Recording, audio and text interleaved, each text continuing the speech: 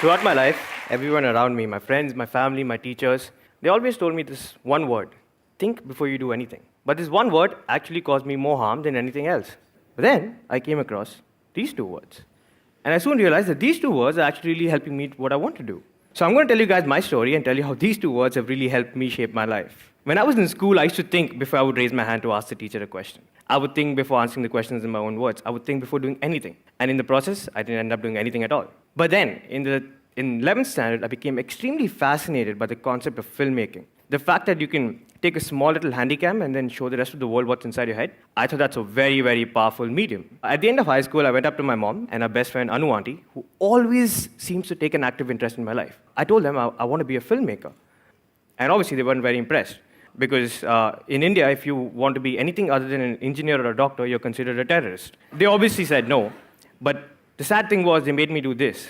Maybe I won't be a successful filmmaker. Maybe I won't make enough money. Maybe I won't make it. Now, this one word got me into a lot of trouble because it got me into this. Now, not that I have anything against engineering, but I hated it. Every minute, every second of it.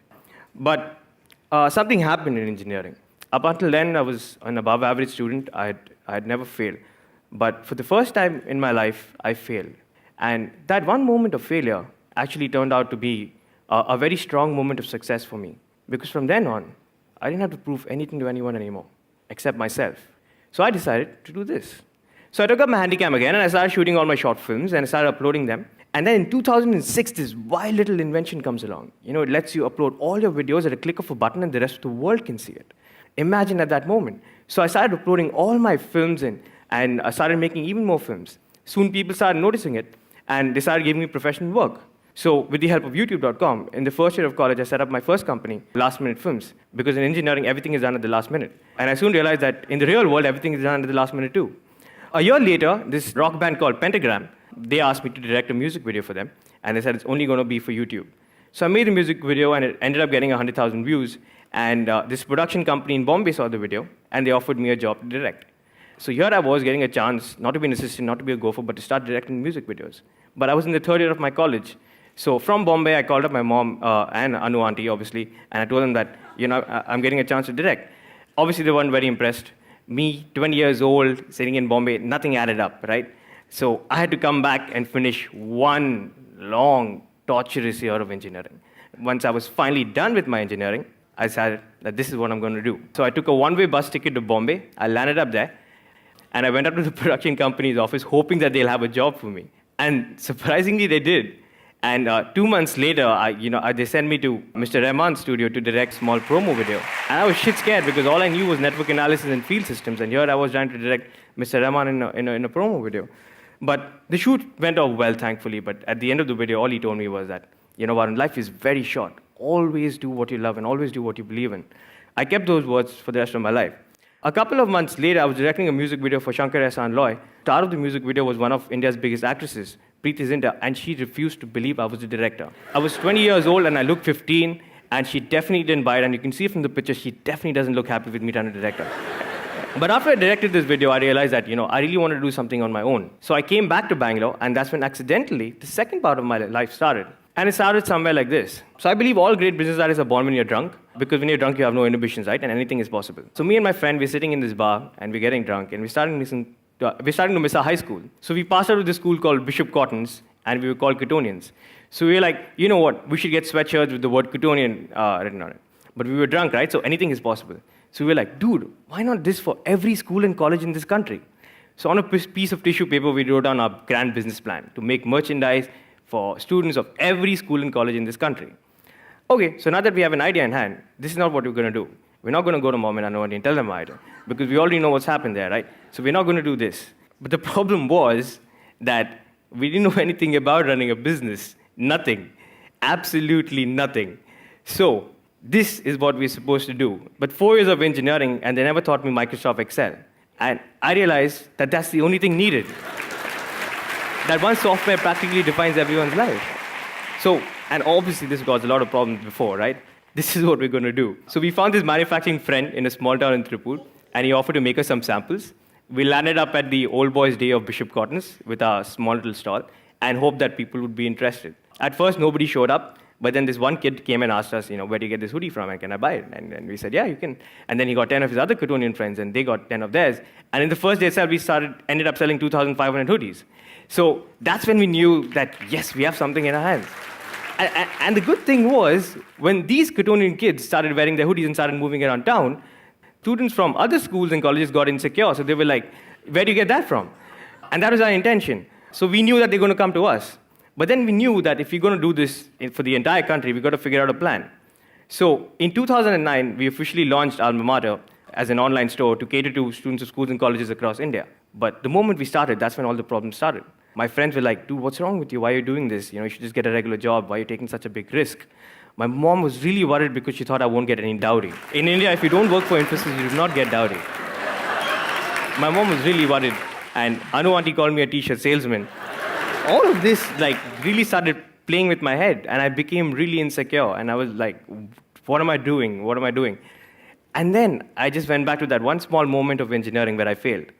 And I thought, I failed in engineering and nothing bad happened. If I fail in this, what's the worst? So we decided to give it a shot. And soon enough, things began to change. We started growing. People started noticing us. They put us on the cover of India's biggest magazine. They wrote more than 50 newspaper articles around us. And this is where Alma Mater is today. So we work with over 3,000 schools and colleges across 200 different cities with over 4 lakh students, all sitting out of that one small office in Bangalore. But the coolest part about this is, exactly a year later, my friend and I were sitting in the same bar, and this random kid walks past us wearing a Cottonian hoodie. Man, that one moment, I think that one moment is success. For me, success is not money, it's not cars, or it's not a bank balance. It's moments like these. The moment we saw that kid walk past us, and exactly a year later, we just looked at us. We didn't say anything. So for me, that was my greatest moment of success. And that success came because of Don't Think. So in the meantime, we kept last-minute films running, obviously, and we ended up with over 1 million views on our YouTube channel. And the best part was YouTube made us a partner. So apparently they sent me a mail that's saying that now every time anyone sees your videos, we'll pay you. I thought that was really, really awesome because my dad was really worried, why am I uploading all these videos? But the moment he came to know that I'll get paid for it now, he was like, you should upload as many videos as you can. So now I come to the very interesting part of this story. This Anu auntie character, right? She was always a strong part of my life. She's that character who always, butts her nose in all of my activities.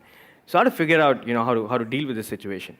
So I should write a lot of notes on Facebook and blogs about Anu auntie and, secretly telling them about, how she's damaging my life. And then somebody said, you should write a book about it. The problem was there are 50,000 words in a book. The most number of words I've ever written is 500 words. So I was like, how will I write a book? But then I remember my English teacher once told me, everything looks tough until you actually go ahead and do it. So I started, and I never stopped, and I actually wrote 60,000 words. And I wrote a book called How I Braved Anu auntie and co-founded $1 million company. We made our greatest adversary, Anu auntie, into our brand ambassador, right? Because the book was about how we started Alma Mater. And Anu auntie became really famous. So here she was going around telling everything against us, and now she was famous. She couldn't say anything against us anymore.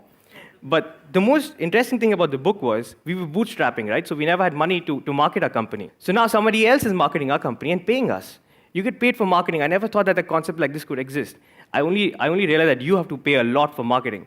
But there's also a way where someone else can pay you to market your very own company. I knew that the book was doing really well because it sold a lot of copies, but the most interesting thing was when I walked into an auto and the auto guy was selling my book. And I took this picture and I sent it to Anu auntie, and she sent it to all her friends because for her, this was the high point. So I'm going to end my talk with a small little story since Ink is all about stories. It's about 2 gentlemen, Mr. Rajat and Mr. Ashok. So I met Rajat on a plane and he told me this story. They both went to IIT in the 1980s. Then they went to Harvard Business School. Ashok went on to work for Apple. Rajat went on to work for a big consulting firm. Rajat recently came down to India for a business meeting. His car broke down in Calcutta, and they took him to this garage. And he found that the guy who was repairing the car was Ashok. Rajat was shocked. He was like, Ashok, how could you be repairing the car? You're the smartest kid I ever knew. You should probably be the CEO of some company. Then Ashok told him his story. He said, you know what, I worked for Apple for a few years, and I came back to India, made a company that increased fuel efficiency, sold that, and then started this garage because all I really loved was repairing cars with my very own hands. Rajat was the one telling me the story. He told me, Varun, I'm 65 years old. I'm the vice president of my company. My only regret in life is that I didn't live a life that I wanted to live. I lived a life that somebody else wanted me to live. And all he told me was, don't give up on your dreams. And for me to do that, I think, don't think, just do. Thanks.